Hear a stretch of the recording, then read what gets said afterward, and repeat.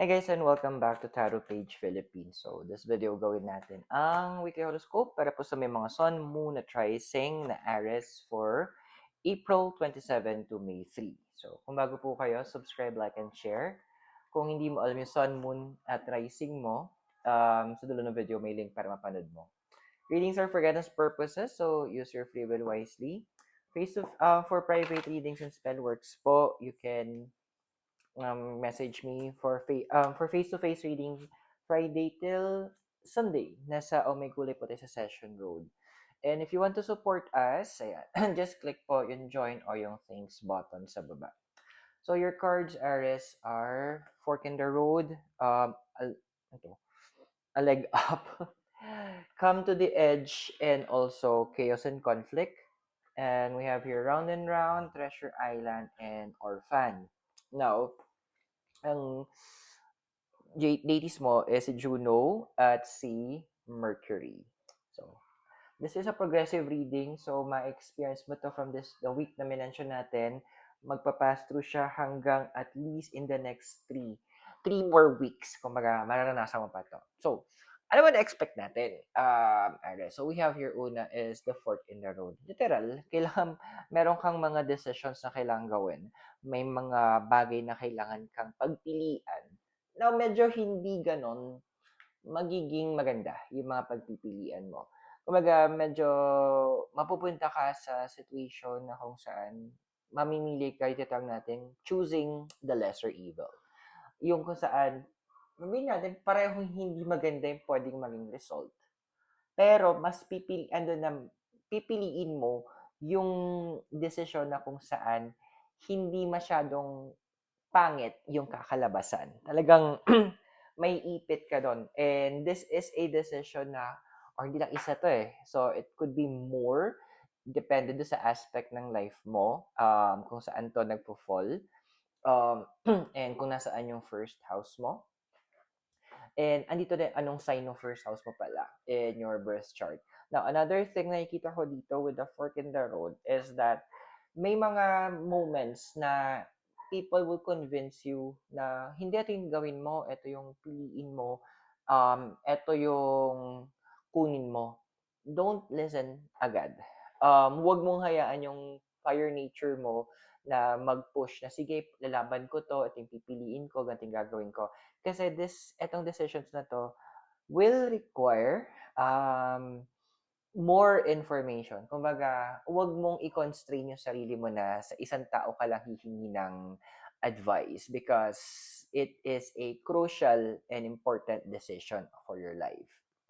Now, next natin sumunod dito is a leg up.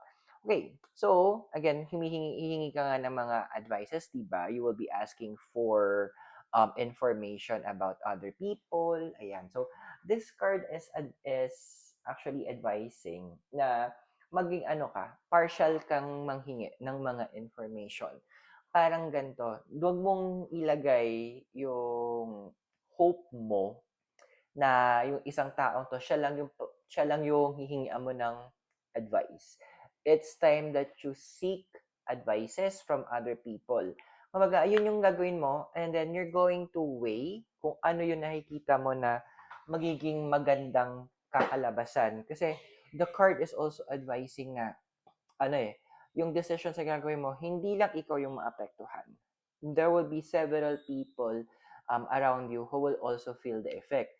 So, since ang ina-advise ng card, huwag ka mag-decide based sa emotions mo, but you will need to make the decision based on your logic. It's better to gather, yung nga, mas importante kumuha ka ng more information na makakatulong sa'yo in making that proper decision moving forward. And ang maganda naman dito kasi, yung mga style, ibang kasi ginagawa yung style, yung I have a friend, or may kilala ko, or magbigay kayo ng mga hypothetical question lang, blah, blah, blah. Pero yung totoo, kaya yung sarili nyo yung tinatanong nyo. Now, that's okay. Para lang makuha nyo yung kailangan nyo malaman without really revealing kung ano yung mga bagay na kailangan mong pag-decision. Kasi this will be also, itong mga decisions na to, it will be somewhat personal eh. So, medyo kalma-kalma ka din sa pag-share. Now, Next natin is Come to the Edge. This card is also giving the energy na ano na medyo may mga relationships ka na matetes. Not just your personal relationship, it could be romantic, pwedeng sa platonic relationship din, na medyo question, matetes yung sandigan nyo, yung tiwala nyo. So, magiging para kang si kung napad mo yung movie na original, yung sa Disney, yung si Aladdin, yung sasakay sila ni Jasmine sa, yung dalawang part yun eh. Una yung nasa tatalon sila do sa building. Pangalawa yung sasakay sa magic carpet. Ang question lang naman ni Aladdin is, do you trust me? So, yun yung magiging question mo. Para kasi Aladdin at this point na, bibigay mo kami, do you trust me? Kasi nga, may mga decision ka na it will not really sound good for others, pero at the end of the day, magkakaroon ng twist to twist of events na mapapansin nila na, okay din pala yung ginawa ni Ares. Sa simula mukhang pangit. Yes, may mga nag-choose ka ng lesser evil, pero yung kakalabasan nun, kumbaga, nag-dive in siya, pero aangat din. So, andito na, filter mo din. Malalaman mo sino ba talaga yung nagtitiwala sa'yo at sino yung nandyan lang kapag maayos yung mga bagay-bagay. So, you will have a chance to filter them out. Kung gusto mo, di ba? Okay, so next natin dito is sorry, ayan. So, ang next natin dito is si Chaos and Conflict. Yun. So, well, may mga iba sa inyo talaga pipiliin na magtanggal ng mga tao sa life nila. Kumbaga medyo magde-distant ka na hindi mo na masyadong kasi napansin mo nga na they're only there kapag okay naman yung mga bagay-bagay. So, magkakaroon ka ng moment na, wait, tanggalin ko na nga tong bullshit na to. Tanggalin ko na nga to sa life ko kasi hindi na siya healthy kasama sa life. So, the card is also saying na it will cause you to have some sort of peace of mind. Kasi alam mo na parang pag natanggal sila, parang gumaan, parang lumuwag yung paghinga mo. Para ano yung point na mas nakakatulog ka na maayos. Kasi, well, may mga tao talaga na they love to give yung pinaparesolve nila yung problem na sa ibang tao. Na wala silang sense of accountability. Na, especially, di ba, parang napansin mo yung mga taong to, pag may ginawa silang maling desisyon or may kabulastugan sila, sino ba tinatakbuhan nila, di ba? Ikaw. So, andito na pinapala ng card na it's time that you say no to them. At ito yung magiging isa sa mga pwede mong gamiting dahilan for them and leverage para, hindi, ganito yung ginawa mo. When I needed you the most, nasan ka? Di ba? So, you can break out of them. Which is, tuloy na, natin pa bang susunod mangyayari, which is, yan yung kasunod ng card, which is round and round. So, breaking out of your cycle. So, ito yung moment na na may mga tao kasi na hindi makapasok sa life mo kasi nape-preoccupy ng mga tao nga na ito, na nandyan lang kapag maganda yung mga bagay-bagay or meron silang mahihita. Since mababakanta yon, magkakaroon ka ng leisure of time para mag-entertain ng mga new tao, there will be a breaking out. And this breaking out will allow you to mingle with new people. At ang maganda nito, yung mga makakasalamuha mong bagong tao, mas sharp ka na kasi magkakaroon ka ng sharper sense ng, wait lang, parang hindi maganda tong taong to, or yung instinct mo na parang there's something wrong, mas magiging sharp na siya. Mapi-filter mo ngayon. And yung maganda nito, as you filter it, may mga individual kang makakasalamuha, siguro bilang-bilang lang din to, na mapapansin mo, bakit pareho kami ng mindset? Pareho kami disposition sa buhay, pareho kami ng target, yung energy namin nag-jive. Those are the people that you will need to look into. Baka, kasi there are people na ipapadala ng universe to help you to help you break out more of the cycle of where you are. Actually, more on, basta, maya. Now, next natin dito is number 9, Treasure Island. Dude, eto na ha, yan. Kasi itong mga taong meet mo, magiging friends mo, some of them, they are focused on money making. Alam mo na, medyo maganda yan ha. So, it's money making. So, andoon na, they will introduce you to some knowledge.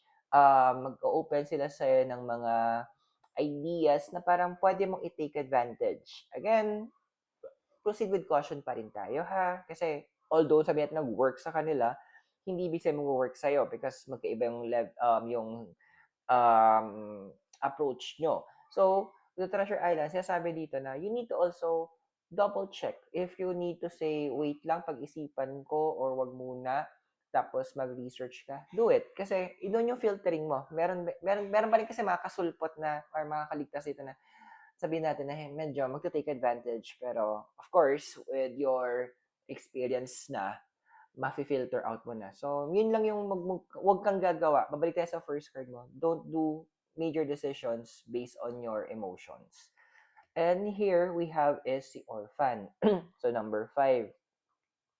Now, this card is actually saying na once kasi na filter out mo, na build mo na yung mga bagong mga tao sa life mo, nag-welcome ka ng mga bago. This will, the card is saying na suddenly, isi-switch ka ng universe na wait lang, mag-isolate tayo. Mag-self-reflection tayo. Hindi naman siguro matagal to. Parang more on siguro pwedeng retreat to for one day or overnight na mag-self-reflect ka na ano ba yung natutunan ko, ano ba yung mga kailangan ko nang iwasan, ano ba yung mga lessons na kailangan kong dalhin. Yes, and you will even need to face yung emotions mo about this and that, but that's okay kasi it's part of your growth. Which is, papasok tayo kay Ate Juno, which is number 12, marriage, perspective, and a wish to relate, and si Mercury. Number 3, travel, communication, and a wish to adapt. So, andito kasi na sinasabi na ni Juno, for you who has this placement ng Aries, yung relationships niya kasi, it's something na kailangan linilinis na. And andoon na, hindi yung purong freeloader lang nasa life mo. It's time that you also learn yung art of the give and take. Habang sinasabi naman ni Mercury, huwag ka na mag-dwell doon sa naging past nyo. Andoon na, pick up the lessons, okay? And there's no use in crying over spilled milk. Kasi, yun na sila eh, natin sila mababago, unless gusto sila magbago. So I hope nakatulong yung readings. Those are for guidance purposes. Use your free will wisely. And kung bago kayo, subscribe, like, and share. For private readings po and spell works, you can message me. Face-to-face reading, you can, it will be Friday to Sunday sa Oh My Gulay po sa Session Road. And to support us, you can click the join or the thanks button sa baba. Aris, maraming salamat. God bless. Namaste. Hare Krishna. Blessed be. And hope to see you soon. From Baguio City, have a great day. Bye for now.